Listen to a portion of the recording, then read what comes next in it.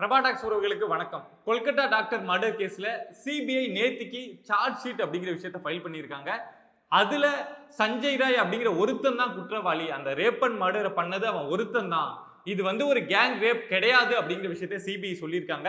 இந்த கேஸை ஃபாலோ பண்ணக்கூடியவங்களுக்கு இது கண்டிப்பா ஒரு பெரிய ஷாக்கா இருக்கும். ஏன்னா ஆரம்பத்துல இருந்தே இது ஒரு பெரிய கேங் ரேப் அப்படிங்கிற விஷயத்த தான் நாம நியூஸா பார்த்துட்டு இருந்தோம். பட் இப்போ இத மாதிரி ஒரு செய்தி அப்படிங்கிறது வெளியாயிருக்கு. இதுல நிறைய கேள்விகள் அப்படிங்கிறது வந்திருக்கு. அந்த பெண் ஆகஸ்ட் 9ஆம் தேதி ரேப் பண்ணப்பட்டு கொல்லப்படுறாங்க. ஆகஸ்ட் 10ஆம் தேதியே இந்த சஞ்சய் ராய் அப்படிங்கிறவன் தான் குற்றவாளி அப்படின்னு சொல்லிட்டு கொல்கத்தா போலீஸ் அவனை கைது பண்ணிட்டாங்க. ஆகஸ்ட் 13ஆம் தேதி கொல்கத்தா போலீஸ் கையிலேருந்து இந்த கேஸ் சிபிஐக்கு மாறுது.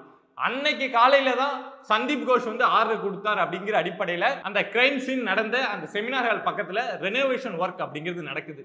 சஞ்சய் ராய் அப்படிங்கிற ஒருத்தன் தான் குற்றவாளி அப்படின்னா ஏன் சந்தீப் கோஷ் எவிடன்ஸ் டேம்பரிங் அப்படிங்கிற விஷயத்துக்கு போறார்? இப்போ சிபிஐ சந்தீப் கோஷை எவிடன்ஸ் டேம்பர் பண்ணார் அப்படின்னு சொல்லிட்டும் கைது பண்ணியிருக்காங்க. அப்படிங்கிறப்போ 10ஆம் தேதியே அந்த குற்றவாளி அப்படிங்கிறவன் கைது பண்ணப்பட்டான். அவன் ஒருத்தன் தான் குற்றவாளி அப்படின்னா அதுக்கப்புறம் சந்தீப் கோஷ் ஏன் அந்த விஷயத்துல எவிடன்ஸ் டேம்பர் பண்ண போறார் அப்படிங்கிற ஒரு கேள்வி இருக்கு. அதே மாதிரியே தலா போலீஸ் ஸ்டேஷனோட இன்ஸ்பெக்டர் அபிஜித் மண்டல் மேல என்ன காரணத்துக்காக அவர் கைது பண்ணியிருக்காங்க அப்படின்னா அவரும் 2 நாள் வரைக்கும் அங்க அந்த கிரைம் சீன் நடந்த இடத்த எவிடன்ஸ் அப்படிங்கிறத கலெக்ட் பண்ணவே இல்லை. அதுக்கப்புறம் ஸ்டேஷன்ல உட்காந்து அவரா எவிடன்ஸை கிரியேட் பண்ணி சப்மிட் பண்ணார் அப்படிங்கிற விஷயத்த சொல்றாங்க. அப்படி பாக்குறப்போ 10ஆம் தேதியே தான் சஞ்சய் ராயை கைது பண்ணிட்டாங்களே, அதுக்கப்புறம் என்னத்துக்கு அந்த இன்ஸ்பெக்டர் புதுசா ஒரு எவிடன்ஸ் அப்படிங்கிறத கிரியேட் பண்ணும், புதுசா கிரியேட் பண்ணி அதை சப்மிட் பண்ணும் அப்படிங்கிற நிறைய கேள்வி இருக்கு. இது மட்டும் தான் சந்தேகத்துக்குரிய கேள்வி அப்படின்னா இன்னும் நிறைய கேள்விகள் இருக்கு. நேத்தி கோர்ட்ல என்ன நடந்தது அப்படின்னு அந்த ஆர்டர் படி பார்த்துருவோம். நேத்தி கொல்கத்தாவில் இருக்கக்கூடிய சியல்டா ஸ்பெஷல் கோர்ட்ல சிபிஐ இந்த சார்ஜ் ஷீட் அப்படிங்கிற விஷயத்தை ஃபைல் பண்றாங்க. இந்த சார்ஜ் ஷீட் அப்படிங்கிறது ஒரு கேஸ்ல ரொம்ப முக்கியமான விஷயம். இதை வச்சுதான் யார் குற்றவாளி, எந்த அளவுக்கு இது மோசமான குற்றம் எல்லாத்தையுமே கோர்ட் முடிவு பண்ணுவாங்க. சோ அந்த விஷயம் நேத்தி கொல்கத்தா கோர்ட்ல ஸ்பெஷல் கோர்ட்ல சிபிஐ சப்மிட் பண்ணாங்க. இது வரைக்கும் நம்ம சோசியல் மீடியாவில் நிறைய நியூஸ் பார்த்திருப்போம், நிறைய விஷயங்கள்லாம் பார்த்திருப்போம். பட் அது எதுவுமே கோர்ட் கன்சிடர் பண்ண மாட்டாங்க. இந்த சார்ஜ் ஷீட்ல இருக்கக்கூடிய விஷயங்கள் தான் அங்க அந்த கேஸ்ல பேசும். சோ அந்த சார்ஜ் ஷீட்ல என்ன இருக்கு அப்படின்னா இந்த பெண் இறந்து போனாங்கல்ல, ரேப் அண்ட் மர்டர் நடந்ததுல, அது சஞ்சய் ராய் அப்படிங்கிற ஒரு குற்றவாளி செஞ்ச விஷயம் தான். நாங்க ஒரு 200 பேர்கிட்ட இது சம்பந்தமா விசாரணை அப்படிங்கிறத நடத்திட்டோம். இதுல அவன் மட்டும்தான் தொடர்பு, இதை தாண்டி இது ஒரு கேங் ரேப் அப்படின்னு சொல்லப்பட்டது எல்லாம் கிடையாது அப்படிங்கிற விஷயத்த சிபிஐ சொல்லியிருக்காங்க. சோ இந்த விஷயம் வெளிவந்ததுக்கு அப்புறம் நிறைய பேருக்கு நிறைய சந்தேகங்கள் இருக்கு. என்ன அப்படின்னா அந்த சிபிஐ சொன்ன இதுக்கு முன்னாடி வெளியான நியூஸ்லாம் இருக்குல்ல, அந்த அடிப்படையில் பார்த்தோம் அப்படின்னா 9ஆம் தேதி இன்னைக்கு காலையில 4 மணிக்கு 3 நிமிஷத்துக்கு அந்த சஞ்சய் ராய் அப்படிங்கிறவன் உள்ள போறான் சிசிடிவில, திரும்ப கரெக்டா ½ அன் அவர் கழிச்சு வெளியில வரான் அப்படின்னு இது ஆல்ரெடி சிபிஐ சொன்ன ஒரு ஸ்டேட்மெண்ட் தான். நம்ம பார்த்தோம் அப்படின்னா அந்த சிசிடிவி இருந்த இடம் அப்படிங்கிறது அந்த செமினார் ஹாலுக்கு பக்கத்துல கிடையாது, கொஞ்சம் தள்ளி தான் இருந்தது. ஸோ அவன் அங்கிருந்து போயிட்டு அந்த செமினார் ஹாலை ரீச் பண்றது அப்படிங்கிறது மினிமம் ஒரு 5 மினிட்ஸ் ஆகும் அப்படின்னு வைங்க. திரும்ப அவன் அங்கேருந்து வெளியில தப்பிச்சு வரான் அப்படின்னா அதுக்கு ஒரு 5 மினிட்ஸ் ஆகுது அப்படின்னா மிச்சம் இருக்கக்கூடியது 20 நிமிஷம் தான். இந்த 20 நிமிஷத்துல ஒரு மனுஷன் அந்த பெண்ணை அவ்வளவு மோசமா கொலை பண்ண முடியுமா அப்படிங்கிற ஒரு கேள்வி இருக்கு. ஏன்னா அந்த பொண்ணோட போஸ்ட்மார்ட்டம் ரிப்போர்ட்ல எக்ஸ்டர்னல் அண்ட் இன்டர்னலா அந்த பொண்ணுக்கு 25 இடத்த இன்ஜுரி அப்படிங்கிறது இருக்கு அப்படிங்கிற விஷயத்த நம்ம ஆல்ரெடி பார்த்திருந்தோம். அந்த பெண்ணோட கால்கள் உடைக்கப்பட்டிருந்தது, கழுத்து எலும்பு நொறுக்கப்பட்டிருந்தது, இதை தாண்டி கண்ணில் கண்ணாடி குத்தி இருந்தது அப்படிங்கிற விஷயத்தெல்லாம் பார்த்தோம். அப்படின்னா ஒரு 20 நிமிஷத்துக்குள்ள அதுவும் தற்செயலா போறவன் தேடி கூட போல, அங்க அந்த பெண் இருப்பாங்கன்னு கூட அவனுக்கு தெரியாது. அப்படிங்கிறப்போ 20 நிமிஷத்துல ஒருத்தவனால இவ்வளவு பெரிய கிரைமை பண்ண முடியுமா அப்படிங்கிற கேள்வி எல்லாருக்குமே வரும்.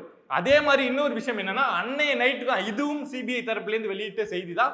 அன்னைய நைட் அந்த சம்பவம் நடக்கிற அன்னைக்கு நைட்டு அவன் அங்க இருக்கக்கூடிய சோனாகாட்சியில் இருக்கக்கூடிய ரெட் லைட் ஏரியாவுக்கு போயிட்டு வந்திருக்கான், 2 இடத்துக்கு போயிட்டு வந்திருக்கான் அப்படிங்கிற நியூஸை நம்ம ஆல்ரெடி பார்த்தோம். அவனும் அவனுடைய ஃப்ரெண்டு ஒருத்தனும் போயிட்டு வந்திருக்காங்க அப்படிங்கிற விஷயத்த பார்த்தோம். அதே மாதிரி அவங்க குடிச்சிருந்தாங்க, ரொம்ப அதிகமா குடிச்சிருந்தாங்க, ரோட்ல போனவங்க கிட்ட எல்லாம் சண்டை வளர்த்தான் அப்படிங்கிற விஷயத்தெல்லாம் பார்த்தோம்.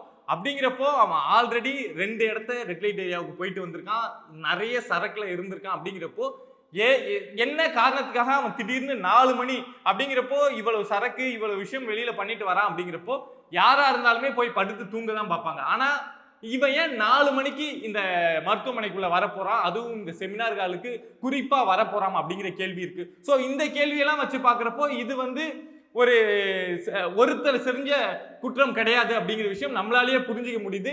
இதே விஷயத்தை தான் சஞ்சய் ராயும் பாலிகிராஃப் டெஸ்ட்லையும் சொல்லியிருக்கான். அவன்கிட்ட ஒரு முறை 2 முறை இல்ல பல முறை இந்த பாலிகிராஃப் டெஸ்ட் அப்படிங்கிறது எடுக்கப்பட்டிருக்கு. அதுல ஃபுல்லா அவன் சொன்னது என்னன்னா, நான் வந்து அங்க வேற விஷயத்துக்காக போனேன். எனக்கு தெரிஞ்சவங்க ஒருத்தவங்க வந்து அங்க அட்மிட் ஆயிருந்தாங்க. அவங்களுக்கு ஏதாவது சொல்லலாம் அப்படிங்கிற விஷயத்துக்காக போனேன். அப்போ இந்த செமினார் ஹாலுக்கு பக்கம் போனப்போ இத மாதிரி ஒரு பெண் இறந்து கிடந்ததை பார்த்துட்டு நான் ஷாக் ஆகி வெளியில ஓடியாந்தேன் அப்படிங்கிற விஷயத்தை தான் சஞ்சய் ராய் சொல்லியிருக்கான். இவன் சொல்றதும் ஒரு பாயிண்ட் ஆஃப் வியூல நம்ம பாக்குறப்போ அந்த 20 நிமிஷம் டைம் டியூரேஷன் இருக்குல்ல, சோ அது கூட மேட்ச் ஆகுற மாதிரி தான் இருக்கு. அப்படி பாக்குறப்போ இதுல சிபிஐ சொல்றத நம்புறதா இல்ல சஞ்சய் ராய் சொல்றத நம்புறதா, இதுல என்னதான் நடந்திருக்கு அப்படிங்கிற விஷயத்த நம்மளால யூகிச்சு கூட புரிஞ்சிக்கவே முடியல. அதே மாதிரி இந்த கேஸ்ல இந்த சார்ஜ் ஷீட்ல அந்த சந்தீப் கோஷோட பேரும் அந்த அபிஜித் மண்டல் இன்ஸ்பெக்டரோட பேரும் அங்கங்க லைட்டா அடிபட்டிருக்கு. இவங்க 2 பேருமே எவிடன்ஸ் டேம்பர் அப்படிங்கிற விஷயத்துல தான் கைது செய்யப்பட்டிருக்காங்க. ஸோ அப்படிங்கிறப்போ 10ஆம் தேதியே குற்றவாளியை கைது பண்ணியாச்சு. அதுக்கப்புறம் இவங்க ஏன் எவிடன்ஸை டேம்பர் பண்ண போறாங்க அப்படின்னு ஒரு கேள்வியை கேட்கலாம்ல. ஏன்னா குற்றவாளியை கைது பண்ணதுக்கு அப்புறம் சந்தீப் கோஷ் என்னத்துக்கு ஒரு பிரின்சிபல் சாதாரண ஒரு சிவிக் வாலண்டருக்காக வந்து எவிடன்ஸ் டேம்பர் பண்ண போறார், அந்த செவுரெல்லாம் இடிக்க போறார் அப்படிங்கிற நிறைய கேள்விகள் இருக்கு. அதே மாதிரி தான் அந்த தலா போலீஸ் ஸ்டேஷன் இன்ஸ்பெக்டர் அபிஜித் மண்டலம் அவர் என்னத்துக்கு குற்றவாளியை கைதானதுக்கு அப்புறம் எவிடன்ஸை டேம்பர் பண்ண போறார் அப்படிங்கிற ஒரு கேள்வி வருது. ஸோ இந்த விஷயம் நேற்று சிபிஐ வந்து கோர்ட்ல வந்து இந்த சார்ஜ் ஷீட்டை ஃபைல் பண்ணதுக்கு அப்புறம் நிறைய பேர் வந்து கேள்வி கேட்க ஆரம்பிச்சிருக்காங்க. என்ன அப்படின்னா, இந்த சிபிஐ விசாரணை அப்படிங்கிறது இந்த கேஸை பொறுத்த வரைக்கும் ஒரு கண் துடைப்பு. அங்க இருக்கக்கூடிய மற்ற குற்றவாளிகளை காப்பாற்றுவதற்காக இந்த சிபிஐ விசாரணை அப்படிங்கிறது கொண்டு வரப்பட்டிருக்கு. ஸோ இந்த விஷயத்துல சிபிஐ வந்து சரியா தான் நடந்துட்டு இருக்கா அப்படிங்கிற சந்தேகத்தையும் நிறைய பேர் வந்து சோசியல் மீடியாவில் சிபிஐ விசாரணை அப்படிங்கிறதே கண் துடைப்பு அப்படின்னு பேசுறத நம்ம கண்கூடா பார்க்க முடியுது. ஏன்னா அவ்வளவு சந்தேகங்கள் இருக்கு. ஒருத்தன் தான் செஞ்சான் அப்படிங்கிறதுக்கு பின்னாடி இப்ப நாமளே இத்தனை கேள்விகள் எடுத்து வைக்கிறப்போ இதை இன்வெஸ்டிகேஷன் பண்ணக்கூடிய உங்களுக்கு எவ்வளவு சந்தேகங்கள் வரும். ஆனா அதை தாண்டி இது கேங் ரேப் இல்லை அப்படின்னு சொல்றது எந்த அடிப்படையில சொல்லியிருக்காங்க அப்படிங்கிற விஷயத்த புரிஞ்சிக்கவே முடியல. அதே மாதிரி நேத்து ஸ்பெஷல் கோர்ட் என்ன பண்ணிருக்காங்க அப்படின்னா, என்ன ஒரு விஷயத்த சொல்லியிருக்காங்க அப்படின்னா, சிபிஐ கிட்ட சொல்லி ஒரு விஷயத்தை இன்வெஸ்டிகேஷன் பண்ண சொல்லியிருக்காங்க. என்ன அப்படின்னா, இந்த ஜூனியர் டாக்டர்ஸ் ஆல்ரெடி ப்ரொடெஸ்ட்லாம் பண்ணி இப்போ உண்ணாவிரதம் அப்படிங்கிற விஷயத்த கையில் எடுத்து போராடிட்டு இருக்காங்க. நமக்கு தெரியும் சனிக்கிழமை இன்னைக்கு சாயங்காலம் இந்த போராட்டம் அப்படிங்கிறது தொடங்கி இப்போ வரைக்கும் போயிட்டு இருக்கு. அவங்க வைக்கக்கூடிய டிமாண்ட் என்னன்னா, ஒன்னு ஜஸ்டிஸ், இன்னொன்னு இருக்கக்கூடிய மருத்துவர் எல்லாருக்கும் ஒரு பாதுகாப்பான ஒர்க் ஸ்பேஸ் வேணும் அப்படிங்கிற விஷயம் தான். ஸோ இந்த சம்பவம் நடந்துட்டு இருக்குல்ல, எல்லாரும் பசியோட உட்காந்து போராடிட்டு இருக்காங்க. ரொம்ப கஷ்டத்துக்கு மத்தியில இந்த போராட்டம் அப்படிங்கிறது நடக்குது. ஏன்னா போலீஸ் இந்த போராட்டம் நடத்த அனுமதி கொடுக்கல. இருந்தாலும் அதெல்லாம் மீறி அவங்க ஒரு ஸ்டேஜ் அமைச்சு அங்க உட்காந்து போராட்டம் அப்படிங்கிறத நடத்திட்டு இருக்காங்க. சாப்பிடாம உண்ணாவிரத போராட்டம் இதோட கிட்டத்தட்ட 4வது நாள் ஆச்சு அந்த போராட்டம் அப்படிங்கிறது நடத்திட்டு இருக்கு.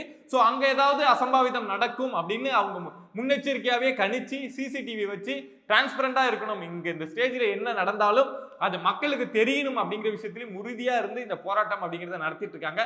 பட் இந்த போராட்டத்துல இப்போ அந்த ஸ்பெஷல் கோர்ட் என்ன பண்ணிருக்காங்க அப்படின்னா, இத மாதிரி இந்த ஒட்டுமொத்த போராட்டம் நடக்குது, இப்போ உண்ணாவிரத போராட்டம்லாம் நடக்குது இல்ல, இதுக்கு பின்னாடி யாராவது இருக்காங்களா அப்படிங்கிற விஷயத்த சிபிஐ இன்வெஸ்டிகேஷன் பண்ணணும் அப்படிங்கிற விஷயத்த கோர்ட்டே சொல்லியிருக்காங்க. நாம இப்போ நேத்தி தான் ஒரு வீடியோல பார்த்தோம், ஆர்ஜிகர் மருத்துவமனையில 10 பேருக்கு இந்த சந்தீப் கோஷ் கூட தொடர்பு உண்டு, அங்க இருக்கக்கூடிய பெண்களை வந்து செக்ஷுவல் ஹராஸ்மெண்ட் பண்ணியிருக்காங்க, மற்றவங்க கூட போங்கன்னு சொல்லி மிரட்டி இருக்காங்க அப்படிங்கிற விஷயம் எல்லாம் நிறைய கேள்விப்பட்டோம். நேத்தி தான் நான் ஒரு வீடியோ உங்கள்கிட்ட பேசியிருந்தேன். ஆனா அந்த விஷயத்தை பத்திலாம் கோர்ட் எதுவுமே பேசாம போராட்டம் நடத்துறாங்கல்ல அந்த ஜூனியர் டாக்டர்ஸ், அவங்க வந்து அவங்கள பின்னாடி இருந்து யார் இயக்குறாங்க அப்படிங்கிற விஷயத்த சிபிஐ இன்வெஸ்டிகேட் பண்ணும் அப்படிங்கிற விஷயத்த சொல்லியிருக்காங்க. நீங்க சொல்லுங்க, ஏன்னா நாம வந்து இந்த கேஸை பத்தி ஆரம்பத்துல இருந்தே டீட்டெயில்டா பேசிட்டு இருக்கோம். அப்படிங்கிறப்ப உங்களுக்கே தெரியும், இந்த கேஸை பாக்குறப்போ நேத்து இந்த சார்ஜ் ஷீட்ல இந்த விஷயம் தான் ஃபைல் ஆயிருக்கு அப்படிங்கறத உங்கள்கிட்ட சொல்லிட்டேன். அப்படிங்கிறப்போ உங்களுக்கே நிறைய சந்தேகம் வரும்ல. இப்போ நான் எனக்கு தோணுன சில சந்தேகங்களை உங்ககிட்ட சொல்லியிருக்கேன், உங்களுக்கு ஏதாவது சந்தேகம் தோணுது இல்ல, இந்த பாயிண்ட் ஆஃப் வியூல பாக்குறப்போ இது வந்து ஒருத்தர் செஞ்ச குற்றமே இல்லை அப்படிங்கிற விஷயம் உங்களுக்கு தோணும். அதே மாதிரி இது கேங் ரேப் தான் அப்படிங்கிற சொல்றதுக்கு ஆதாரமாகவும் உங்களுக்கு நிறைய விஷயங்கள் தோணும். அதை கண்டிப்பா கமெண்ட் பாக்ஸ்ல கமெண்ட் பண்ணுங்க. இந்த கேஸ்ல அடுத்து என்ன நடக்குது, ஏன்னா இன்னைக்கும் அந்த உண்ணாவிரத போராட்டம் அப்படிங்கிறது போயிட்டு இருக்கு. கண்டிப்பா அந்த உண்ணாவிரத போராட்டத்தை கொல்கத்தா போலீஸ் தடுத்து நிறுத்துவாங்க. ஸோ அடுத்தடுத்து என்ன அப்டேட் வருது அப்படிங்கிறத நான் உங்க கூட ஷேர் பண்றேன். சப்ஸ்கிரைப் பண்ணி சப்போர்ட் பண்ணுங்க. நன்றி.